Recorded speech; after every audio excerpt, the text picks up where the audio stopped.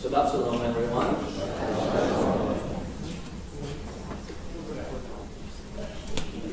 Do whatever you want.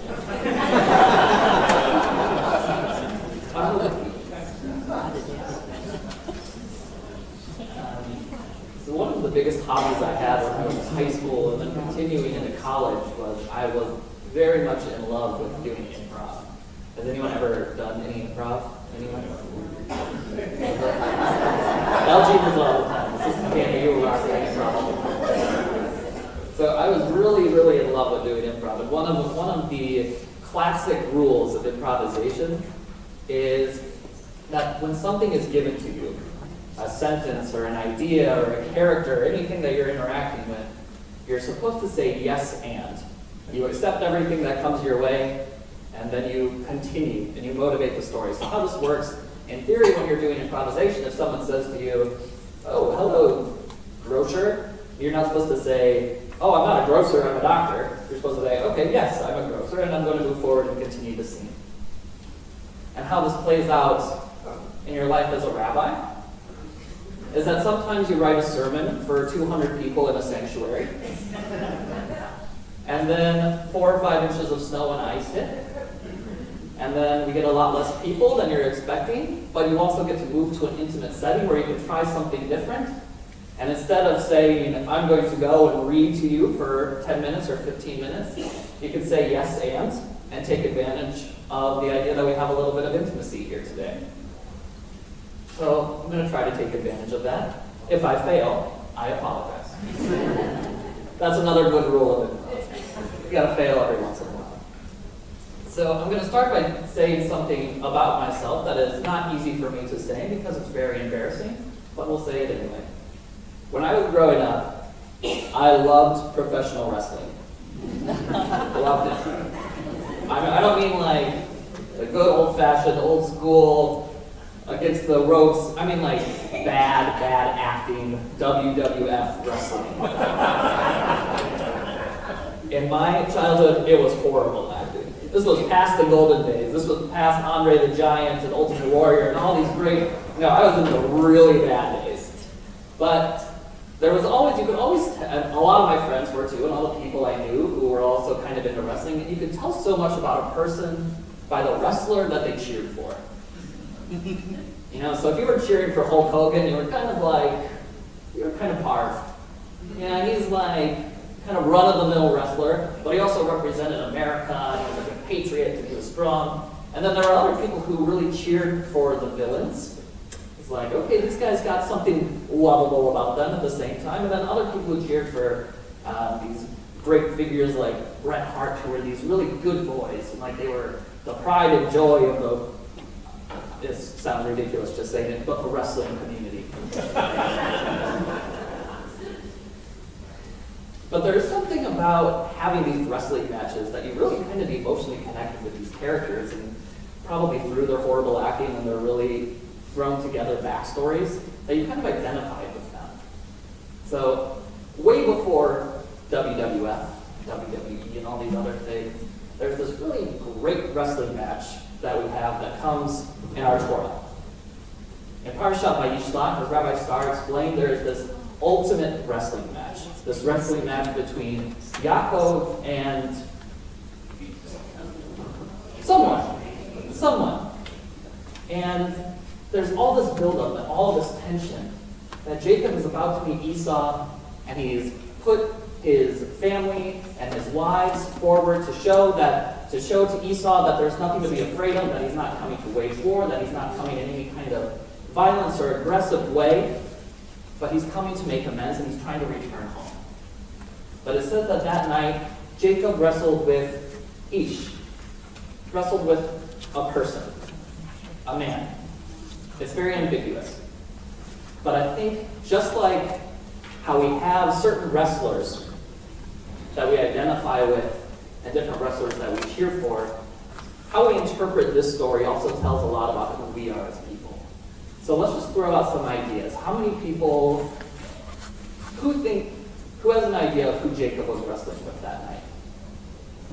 I know that there are different theories. I want to hear what you personally think. Who was Jacob wrestling with that night? himself. Okay, so that's a beautiful idea, that Jacob has had this complicated life, and he's had this, I hate to say this too, but I think that as one of our patriarchs, Jacob was probably in the camp of, if he were a professional wrestler, kind of a bad guy in some ways. He steals the birthright from his brother.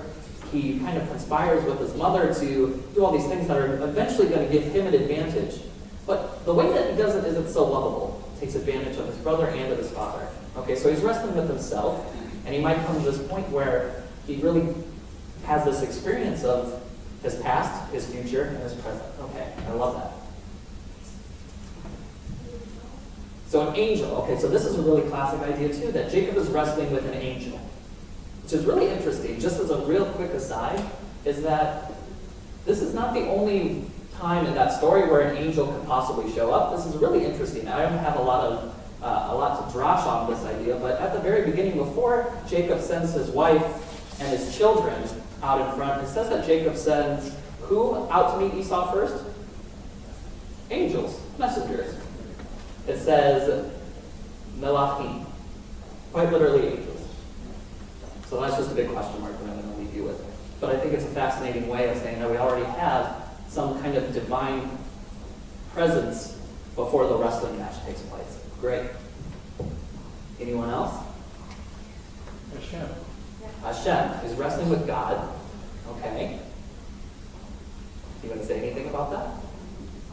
No? I suppose he could be wrestling with the devil. He could be wrestling, okay, with something that's also divine, but in a more nefarious way. He's wrestling with some kind of evil spirit. Great. There's one more interpretation. I don't know if anyone, there's probably a million more interpretations, but another classic interpretation that he's actually wrestling with Esau. That Esau sneaks over in the camp in the middle of the night and the two of them wrestle together as a way of saying, we know that tomorrow we're going to have this public reunion, but right now you and I have to get some things off our chest. And probably the best way that brothers can really express how they're feeling, wrestle for hours into the dawn.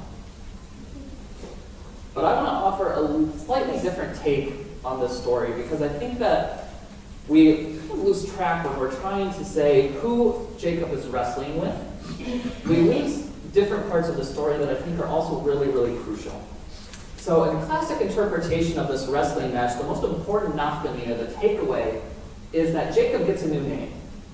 And Jacob no longer becomes Yaakov, the person who grabs onto the heel grabber, but he becomes Yisrael. He becomes he who wrestles with God.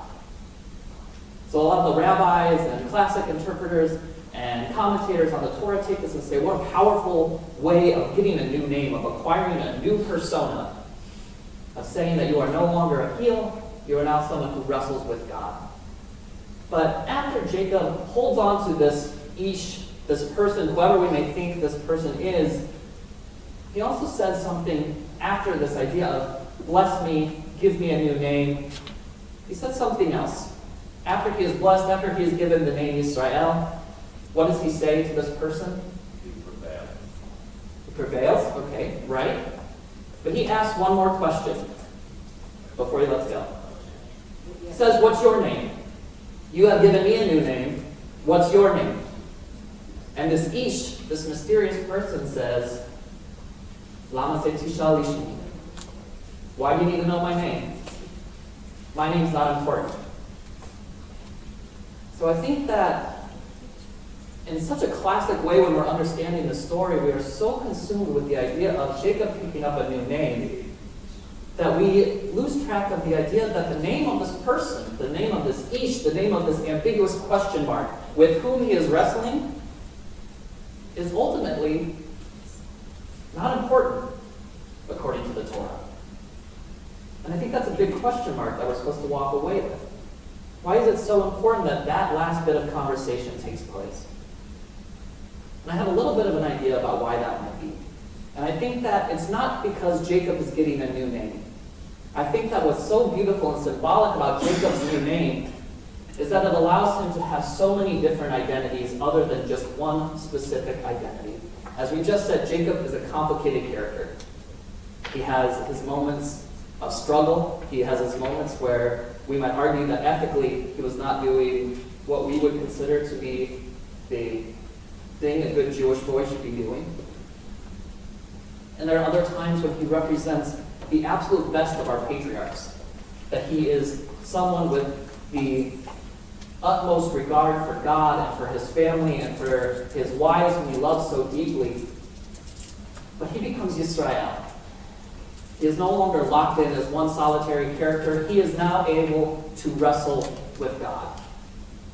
And I think it is no mistake, it is no coincidence that we as Jews are ultimately each given our Hebrew names, but at the end of the day we are all Yisrael. We are Am Yisrael. We are people that even though we may have this name or this name or this name, we are not pinned down to any one idea or definition of who we are as people and who we are as Jews. And the most difficult thing for us, I think especially when we look at Jacob, who comes in the footsteps of not only Isaac, but Isaac and Abraham and these great people that came before him, that he has to find out who he is in relation to the biggest figures in the Torah. He has to follow in the footsteps of ancestors that are the footsteps of giants. I was thinking about this morning when I was on my way here. I'll just say another personal thing. Whenever I walk here on Shabbat morning, one of the biggest moments of awe that I have is that when I walk into this parking lot, I have to realize that I'm walking in the exact same path, in the exact same footsteps as people like Rabbi Adler and Rabbi Groner, that this shul has deep history, really deep roots, and I have been here for 7 months, and I have the chutzpah to stand up here on the stage and talk to you on a Shabbat morning. It's intimidating.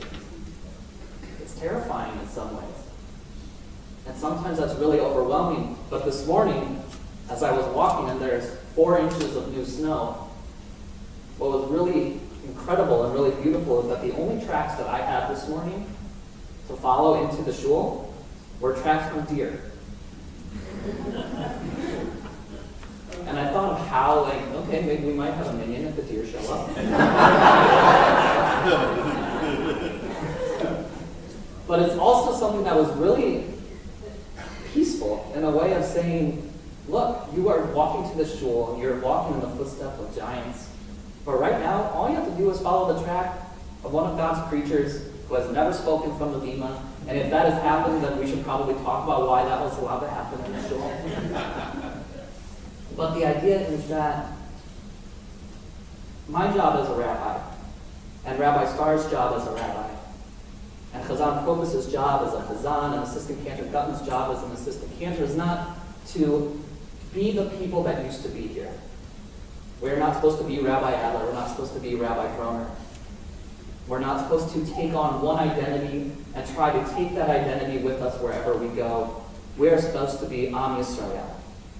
We are supposed to, as our job description, as spiritual leaders, to wrestle with God, wrestle with ourselves, and wrestle with our relationships, because that is what all of us should be doing as Jews. That is our responsibility. In this ultimate wrestling match that we have every single day as being a Jewish person, the most important thing that we can ever say to ourselves is that we are not one. We are always changing. We are always adapting. And that is what makes who we are so beautiful and so important. This community is made up of individuals, but individuals who are constantly changing. Every single week when we come up and we say the exact same words from our Siddur, they're different every single week because we are different. The words themselves might be the same, but we are profoundly changed. And once we lose track of that and we become too consumed with ideas of names, of who we are by name, or who we are as conservative Jews, or Reformed Jews, or Orthodox Jews, or just Jews as opposed to Christians or Muslims or atheists, we lose track of who we are as someone that is trying to do so much greater and so much more than just what a single name or identity can ever offer. So my blessing for us on this Shabbat is that as we stand in the footsteps of such giants in our families, in our jobs, in this community, in this world, is to know that, as Pirkei Avot tells us, The work is hard, the day is short, and though we're not supposed to finish the work, we're also not allowed to desist from it. But the work is never to be those giants. The work is to be giants of our own. To be people that we own our identity, we become who we are, and who we are is constantly changing. Shabbat Shalom.